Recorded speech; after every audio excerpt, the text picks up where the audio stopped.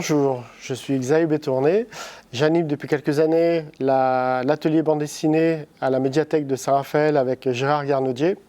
Aujourd'hui, je vous propose de réaliser des haïkus en dessin.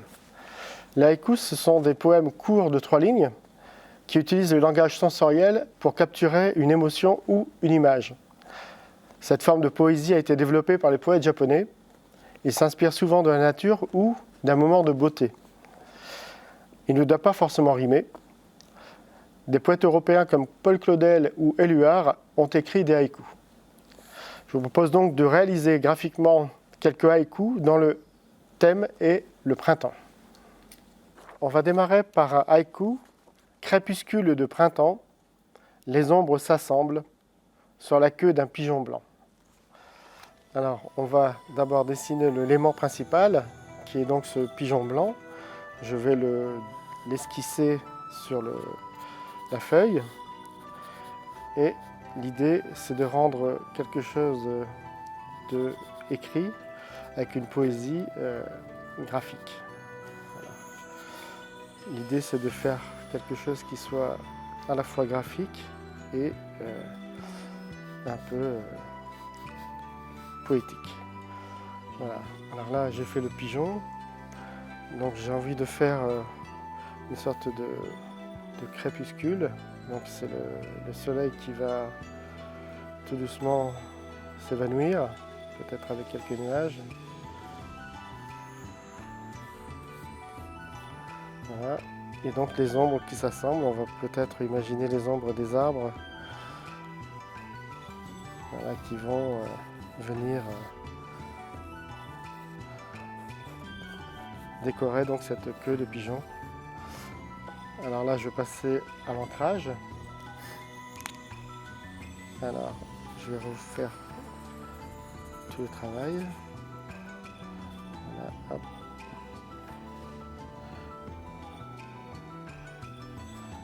Voilà.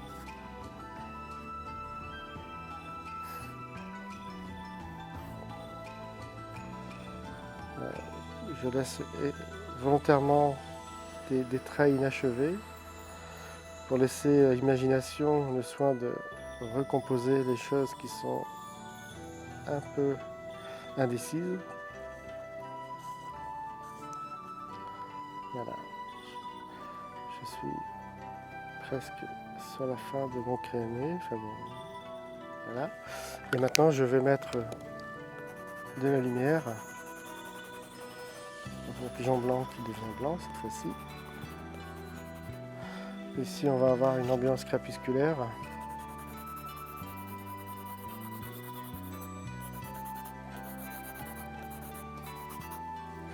Et là, j'ai envie d'écrire le crépuscule.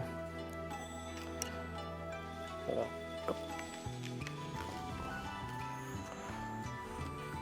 Voilà, donc je prends une règle pour faire un petit cartouche.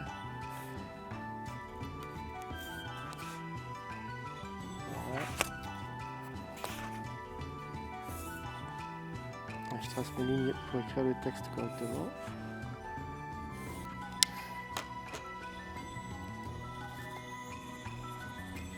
Voilà, j'écris à la main.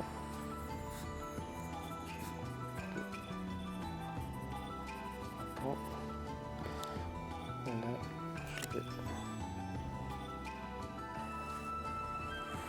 voilà, je ne fais pas les traits à la règle pour justement donner un petit peu de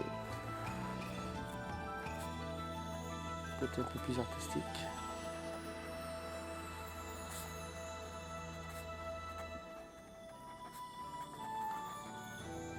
Non. Je finis par plus blanc. Je vais terminer la mise en forme.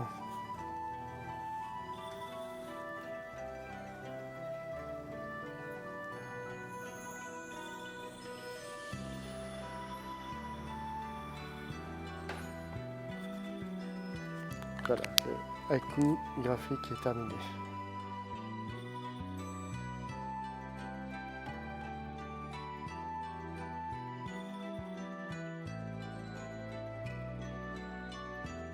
Devant la porte du temple, dans la montagne, les nuages passent. en se réjouissant. Équinoxe de printemps. Alors, on va essayer de travailler sur le temple qui est une représentation architecturale très particulière au Japon. Donc voilà, je vais commencer par faire le toit, la structure rapide. Alors l'idée n'étant pas de dessiner précisément une chose, mais de l'évoquer, comme fait la poésie.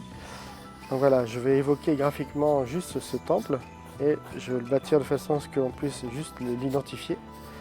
Là, je le mets les barrières et ici, donc l'escalier. Alors que dit le haïku? Il dit que voilà, on a une montagne au loin et on a surtout des nuages qui passent. Alors les nuages vont passer et ils vont passer dedans, dehors, ils vont faire quelque chose qui n'existe pas. C'est-à-dire, voilà, je passe à l'extérieur, je suis derrière, je suis devant. Voilà, et voilà, l'idée c'est de faire quelque chose de poétique qui évoque plus qu'il ne montre. Donc là, je vais passer directement à l'ancrage. Voilà, donc je réalise le toit. Voilà, ici, il y a l'épaisseur du toit. Et il y a un bon nuage qui passe et qui ressort comme un élément poétique particulier. Voilà, la fin du nuage se trouve ici. Voilà. Ici, j'ai la montagne. Voilà. Pour le différencier, je mettrai de la couleur un peu plus tard. Ici, j'ai un autre nuage qui s'étale. Je continue de construire mon temple. Voilà. Je refais la deuxième toiture. Voilà. Et la structure se met en place. Voilà, on commence à mieux voir ce qui se passe. Voilà, l'idée c'est de faire quelque chose d'un peu japonisant avec le feutre au pinceau. Voilà, je fais les escaliers. Et maintenant je vais passer à la couleur pour évoquer donc, déjà les nuages. Donc je mets un peu de bleu. Voilà, pour le volume. Voilà. Je mets surtout du blanc pour évoquer leur matière. Voilà, comme ça le nuage passe au travers de l'architecture. Voilà, quelque chose qui se tient pas mal. Voilà, donc on est vraiment dans l'évocation. Ici, je fais mes piliers en rouge, qui est une couleur symbolique au Japon. Je fais mon toit. Voilà, encore une fois, c'est surtout de la symbolique. Voilà. Je n'oublie pas de faire ma montagne au loin. Voilà.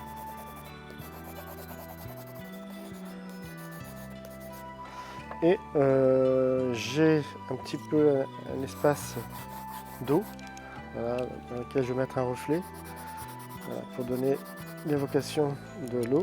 Et je vais mettre du vert de façon à ce qu'on sente que voilà, c'est le paysage, voilà, qui vient derrière. Je vais faire un cartouche pour évoquer le nom du haïku. Voilà. Voilà, il vient un peu derrière, il est caché par les nuages et donc il s'appelle Équinoxe de printemps. Je termine par un cadre pour finir donc cette évocation. Voilà.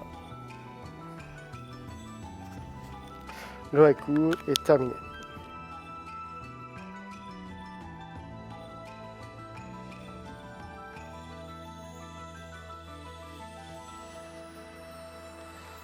Un sanglier vient manger de l'air au milieu du printemps.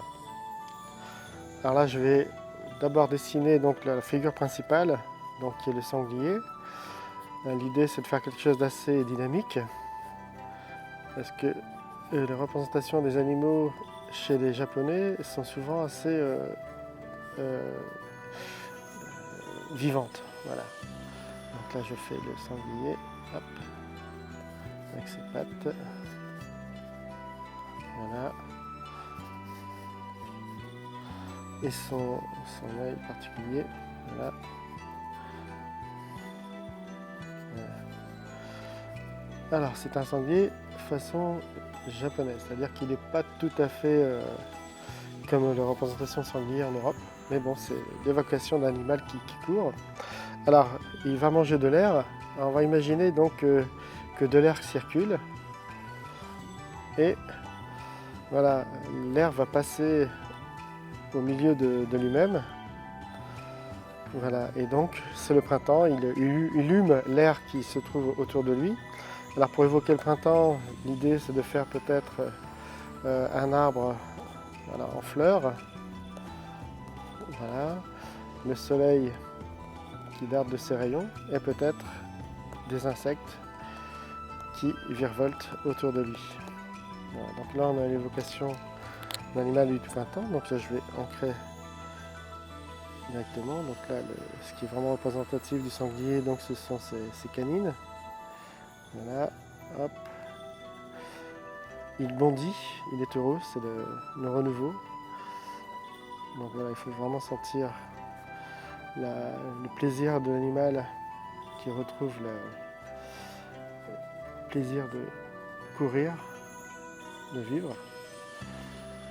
Voilà. Ici la deuxième patte, que je corrige un petit peu. Voilà. Donc cet arbre, voilà, avec ses branches, les fleurs, voilà. On peut imaginer un cerisier du Japon, pourquoi pas. Voilà, donc encore une fois, c'est de l'évocation, c'est pas du tout des choses documentaires. Voilà, donc l'air, je la fais passer au travers de l'animal. Un circuit tout à fait calligraphique, si on peut dire. Voilà le soleil voilà, qui arrive à apparaître. Et là, les nuées d'insectes qui viennent comme des contrepoints dans la composition. Donc le sanglier, on va le faire assez foncé. Voilà, les pattes ici, voilà, tac.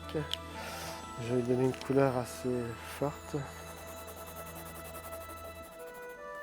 Voilà. Et on va avoir ce fameux crayon blanc qui va éclaircir tout ça. Voilà, donc on a l'air qui est représenté par ce trait blanc. Voilà.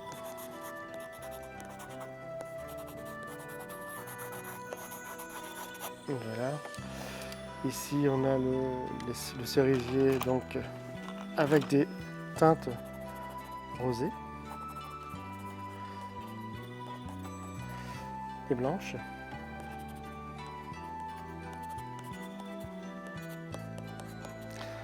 Voilà.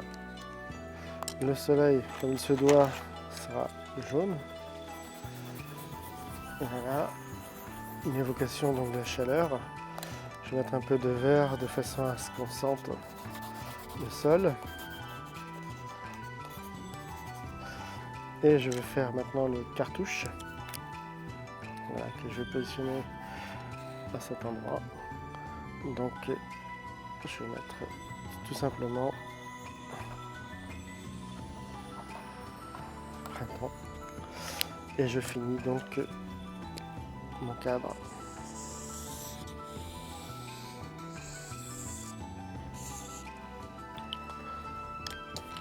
Voilà, le haïku est terminé pour le sanglier.